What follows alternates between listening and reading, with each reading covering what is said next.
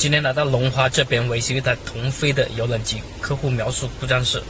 出现一个102的故障代码，而且这个是不定时的出现。那这个同飞的102呢，其实就是一个制冷系统的散热不良导致的一个高温保护。那跟大家一起去看一下具体故障原因，记得关注、点赞、评论。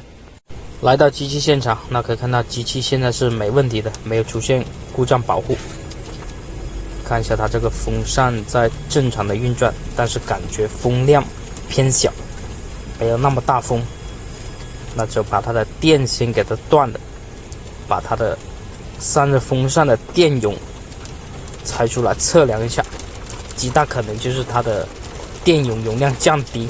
导致它偶发性的启动不了，所以说就会造成这个散热不良的保护。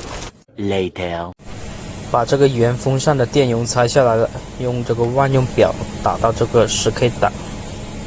测量一下，看它充电放电的过程，再反一下表笔。明显的感觉就是容量降低了，充电放电的这个幅度非常小，这个指针摆动的幅度就一点点，这个明显坏了。拿一个这个好的新电容测给大家看一下，测量还是一样的，这个表笔反复的对它进行充电放电，再反一下，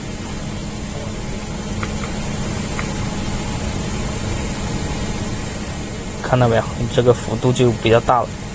再反一次，这就是一个正常的电容，充电放电的这个幅度非常大，证明这个容量是充足的。那直接把它装上去试机。Later， 已经通电了，稍微延时下这个风扇就会启动。OK， 已经转起来了，那可以看到它启动的力矩也挺大的，出来的风也是感觉明显比没换电容之前要大很多。那这个故障就拍这么多了，看完记得关注、点赞、评论。